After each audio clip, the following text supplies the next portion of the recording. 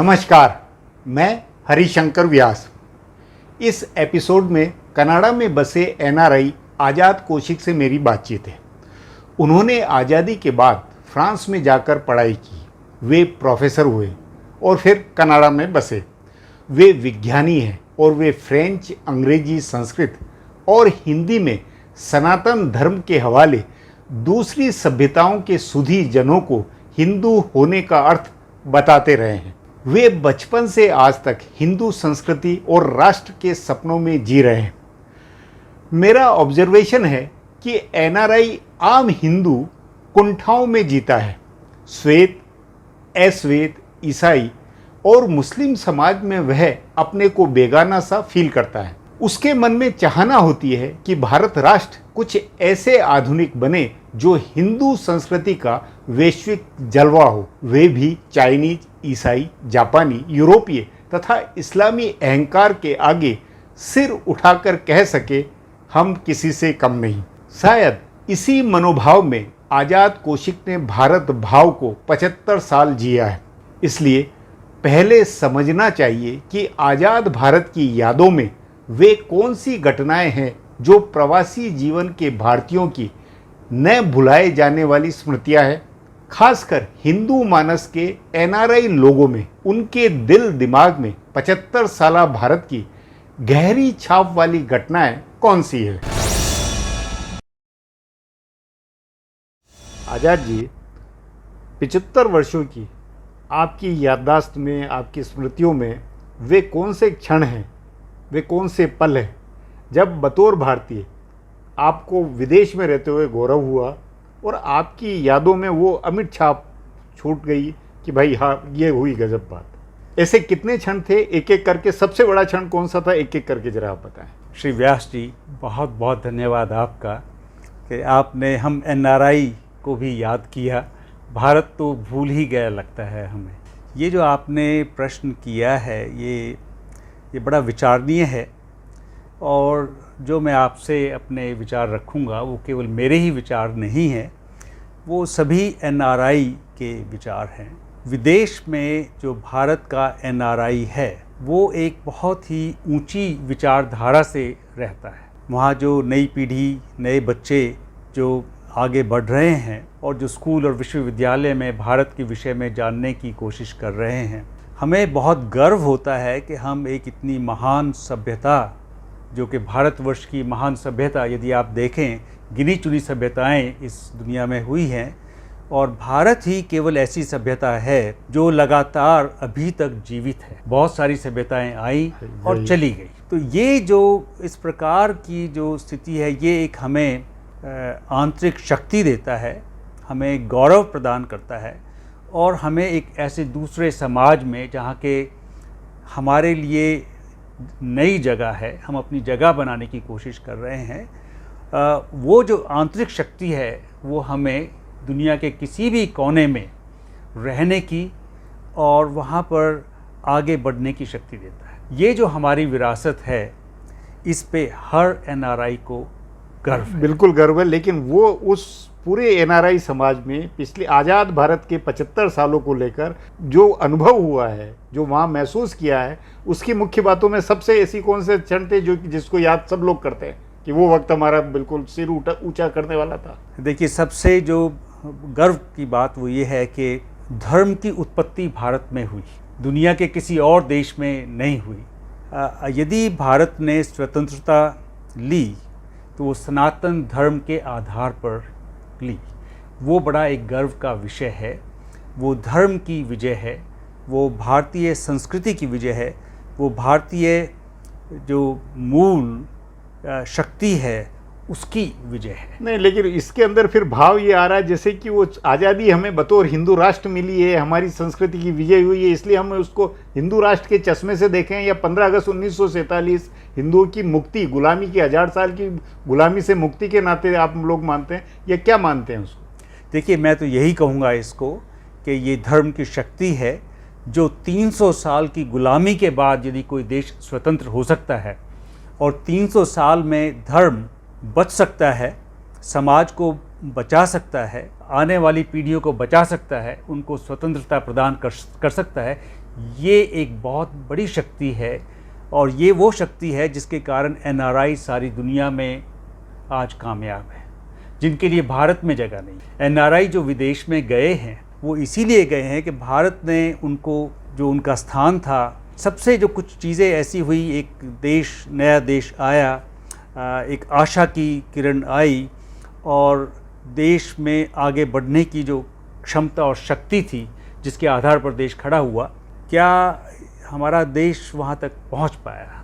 प्रश्न ये आ जाता है। ये जो 75 वर्ष की जो आपने बात की, बहुत अच्छी बातें हुई हैं, देश ने काफ़ी तरक्की की है, स्वतंत्रता रही है, आर्थिक स्थिति देश की सुधरी है अगर हम देखें उस समय से, लेकिन इसके साथ साथ देश ने खोया भी बहुत कुछ है। सबसे जो चीज़ें जो इस देश में जो हमें लगती है, ये सच है कि भारतीय जो डेमोक्रेसी है बड़ी डायनेमिक डेमोक्रेसी है, और भारतीय लोग डेमोक्रेसी में विश्वास करते हैं, लेकिन समस्या सबसे बड़ी यही है कि राजनीति का जो रुख है वो बहुत बदल गया। जिस देश में, जिस समाज में योग्यता का स्थान नहीं होगा, चाहे वो कोई भी देश हो, वो देश आगे नहीं बढ़ सकता है। नहीं, अब आप अपन वो समस्याओं पर खो गए। अब मैं 75 साल के अनुभव की घटनाओं को पूछ रहा हूँ कि वो घटनाओं को मैं जिक्र कीजिए जिससे आपका सिर ऊंचा उठा, गौरव हुआ, और जिससे आप शर्म से झुके हों। ये घटनाएं आप बताइए। देखिए, मैं तो केवल जो है, जो भारतीय संस्कृति है उसके कारण हमारा सर ऊपर उठा है। मैं नहीं कह सकता कि यदि मैं देखता हूँ नहीं, आप 1962 में कहाँ थे? 61 और 62 में? मैं भारत में था उस समय। उस समय था, आप देखिए, जो आपने 1962 की बात कही, तब हारे थे हम, तो उस समय क्या रिएक्शन दुनिया में और आपके मन में क्या हुआ? उस घटना को आपने कैसा लिया? बहुत गहरा दुख था। ये लगा था उसको देख के कि क्या हम एक भारत देश रहकर बन पाएंगे या नहीं बन पाएंगे। ये सच है, इसमें उसके बाद आप जब फ्रांस में गए, वो फ्रांस कब गए, किस साल में गए थे आप? मैं 1983 में मैं फ्रांस में गया था। लेकिन मैं उससे पहले आपको मैं ये बात कहना चाहूँ, जो 1962 की जो घटना का आपने विषय किया, चीन भारत से पीछे था। हाँ।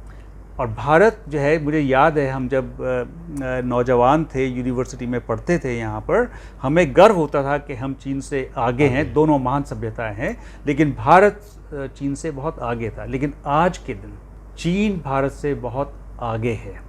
वहाँ की जो इकोनॉमी है यहाँ से 5 गुना ज़्यादा है। भारत की इकोनॉमी 2.9 ट्रिलियन है, तो चाइना की 15 ट्रिलियन है। अगर आप 1970 या 80 में देखेंगे तो भारत थोड़ा आगे ही था उस समय, तो भारत पीछे हटा है। बहरहाल उसके बाद में आप फिर 65 की लड़ाई हुई है, फिर 71 में पाकिस्तान और बांग्लादेश का निर्माण हो, उन घटनाओं को कैसे लेते हैं? देखिए, ये जो भारत पाकिस्तान बना, ये एक जैसे एक किसी मैप पर लाइन खींच दी जाती है, ये एक बहुत आर्टिफिशियल वे में इसको बनाया गया था। अगर आप कल्चरली भी अगर आप देखें, कल्चरली ये ठीक है कि पाकिस्तान का धर्म दूसरा है और यहाँ पर हिंदू मेजॉरिटी है, लेकिन कल्चरली बहुत कॉमन थे शुरू में, लेकिन वो जो कल्चरल जो हमारी कॉमन लिंक थी वो भी टूट गई है थोड़ा सा। उसमें मैं ये भी कहूँगा कि उसमें निर्णायक घटना कौन सी मानते हैं आप? देखिए, निर्णायक घटना तो 1971 का जो वार था वो निर्णायक था। उसमें उसके बाद दरार गहरी हो गई, और उसके बाद गहरी हुई क्योंकि उस समय जो प्रधानमंत्री इंदिरा गांधी थी, पाकिस्तान की जो समस्या थी, उन्होंने पाकिस्तान और बांग्लादेश 2 देशों में उसको जो है बना दिया, जो उससे ये जो समस्या थी जो पाकिस्तान की, उससे थोड़ी कम हुई। लेकिन वैश्विक स्तर पर वो घटना थोड़ी, वो समस्या जो थी उस घटना के माध्यम से वो बढ़ गई। कैसे? वो पाकिस्तान को ये लगा कि पाकिस्तान को लगा हमें तोड़ दिया गया है 2 देशों में, तो क्यों ना हम सारी शक्ति लगाएं भारत को तोड़ने में। और उसी के बाद जो यहाँ पर ये जो समाज में तनाव, आतंकवाद जो यहाँ पर आया, ये उसी का परिणाम है, और वो अभी समाप्त नहीं हुआ है। नहीं, लेकिन आपका मानना है कि वो बांग्लादेश की जीत, पाकिस्तान की हार हमारा गौरव नहीं था, और उससे जरा कलह ज़्यादा बनी हमारी, और हम ज़्यादा बिखरने की ओर बढ़े? देखिए, गौरव की तो बात है कि पहली बार भारत की सेना जीती है। हाँ, पहली बार भारत की सेना जीती, और एक तरह से यदि आप कहें, भारत ने अपने आप को हिंदू राष्ट्र न कह के सभी को साथ में लेके एक शक्ति प्रदर्शन जो किया विश्व भर के अंदर, वो बड़ा चौंकाने वाला था। उसका उस समय दुनिया में और बाकी जगह क्या असर हुआ था? भारत को उससे पहले ये समझते थे कि भारत कोई देश है ही नहीं। मुझे याद है बहुत अच्छी तरह से, जब मैं पेरिस पढ़ने के लिए गया था तो लोग सोचते थे, ओ आप भारत में क्या जो है पेड़ के ऊपर रहते हो, इस तरह की वहाँ पर विचारधारा थी। वो जो स्नेक चार्मर्स वाला जो देश था, वो उस तरह की एक तरह की भारत का इमेज था। और उसके बाद वो जो उस इमेज से कौन सा पीरियड था जब आपको लगा कि भारत उस इमेज से बाहर निकला? देखिए, जो सबसे अच्छा जो मैं कहूँगा वो दो इवेंट्स हैं भारत के इतिहास में। एक तो इंदिरा गांधी के समय पे जो उन्होंने परमाणु परीक्षण किया था, जिसको उन्होंने पीसफुल एक्सप्लोजन उस समय कहा था, वो एक बड़ा बदलाव था अपने आप में। लेकिन वो बदलाव सीमित था उस समय, क्योंकि जो विश्व की जो शक्तियां हैं उन्होंने भारत को स्वीकार नहीं एकदम किया, खुन्नस में आ गई और उन्होंने सोचा किसी तरह से इस पर यहीं रोक लगा दी जाए। तो जो दूसरा जो श्री अटल बिहारी वाजपेयी जी प्रधानमंत्री जी ने जो किया, उन्होंने भारत के बच्चों के भविष्य को बचाया और भारत को परमाणु शक्ति घोषित करके उन्होंने हमेशा के लिए भारत को एक देश का अस्तित्व दे दिया। उसके बाद यहाँ पर आर्थिक स्थिति सुधरी है, यहाँ पर एक स्टेबिलिटी। मतलब आप पीवी नरसिम्हा राव के को श्रेय नहीं देते हैं कि उनके कारण सारा उदारीकरण और वो हुआ डॉक्टर मनमोहन सिंह और उनके कारण? देखिए, वो दबाव में था, वो उन्होंने बहुत अच्छा किया जो उन्होंने ओपन अप की इकोनॉमी, एक बहुत अच्छा आइडिया था। उन्होंने ये दिखाया कि भारत में शक्ति है, हमारे जो शिक्षा क्षेत्र में जो हमारी जो योग्यता है, हमारा भी विश्व में स्थान है। उनको ये इस तरह का आत्म स्वाभिमान था, उन्होंने देश को ओपन अप किया, ये बड़ी अच्छी बात। लेकिन देश फिर भी दबाव में था, चाहे आप कुछ भी कहें, दबाव में उसको खोला गया था उस समय। वो दूसरी बात है कि भारतीय लोग जब विदेश में जाके सक्सेसफुल हो सकते हैं, तो वो भारत में भी अगर उनको अवसर दिया जाए तो वो यहाँ पर भी सफल हो सकते हैं। जैसे कि आपका आईटी सेक्टर है, सबसे बड़ा जो योगदान आज जिसको भारत को माना जाता है सारे विश्व के अंदर। आपको आइडिया है, मतलब आपको भी ध्यान होगा इस बात का कि आईटी क्षेत्र भी बुनियादी तौर पर नरसिम्हा राव की रीति नीति के कारण और राष्ट्रपति क्लिंटन के यहाँ जाकर वो H1 कौन सा वीज़ा मंजूर करवा के, कोटा करवा के, उससे अपना मामला आगे दौड़ा था। नहीं, उन्होंने बहुत अच्छा कार्य किया था। देखिए, जो देश वो जो दरवाजे जो बंद किए हुए थे, आप एक विश्व में एक इतने बड़े देश हैं, आपकी 1 बिलियन से ज़्यादा आपकी जनसंख्या थी, तो ऐसा नहीं हो सकता कि आप विश्व के अंदर आप सफल ना हो। इसके अलावा और घटनाएं जो अभी है, जो सबसे जो आज के दिन जो सबसे बड़ी जो घटना है, देखिए 25 नहीं, आप एक बात बताइए, उसमें फिर आप बाबरी मस्जिद का जो ध्वंस हुआ है उस घटना को कैसे लेते हैं? ये मंदिर, हिंदू राजनीति और मंडल राजनीति शुरू हुई, उसको वहाँ किस तरह लिया गया? देखिए, 25 मिलियन NRI विदेश में है, जो मैं आपसे बात कर रहा हूँ, मैं उनकी जो सोच है उसको मैं आपको बता रहा हूँ। वहाँ सोच इस प्रकार की है कि भारत में कुछ ऐसी कमियां आई हैं इन 75 सालों में। बहुत तरक्की की है, इसमें कोई शक नहीं है, डेमोक्रेसी थ्राइव कर रही है, बहुत बड़ी बात है इस जैसे देश में। लेकिन जो सबसे बड़ी जो समस्या आई है, जैसे योग्यताओं को समाप्त करना, प्रतिभाओं को, वो तो आरक्षण वाला मामला, व्यवस्था है जो समाज और जात पात है, वो बुनियादी, उसको आप मानते हैं दोष या किसको मानते हैं? देखिए, जात पात में को मैं नहीं मानता। कारण ये है, मैं आपसे प्रश्न करूंगा कि ये मैं मानता हूँ, नहीं, अपन फिर भटक जाएंगे, बहुत भटक जाएंगे, हमारा विषय भारत में सब जात पात की बात करते हैं।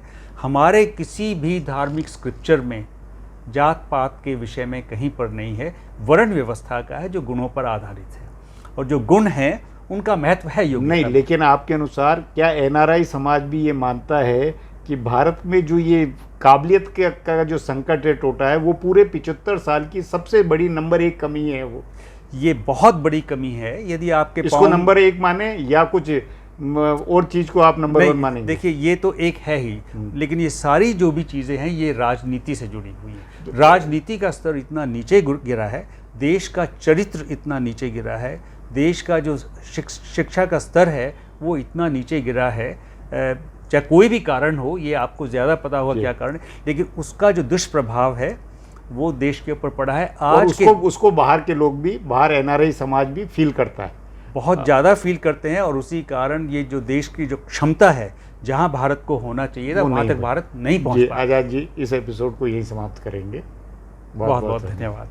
सब्सक्राइबर बटन को ज़रूर दबाएं, वहाँ जो घंटी है उसे भी दबाएं, ताकि नया एपिसोड अपलोड होते ही आपको सूचना मिले।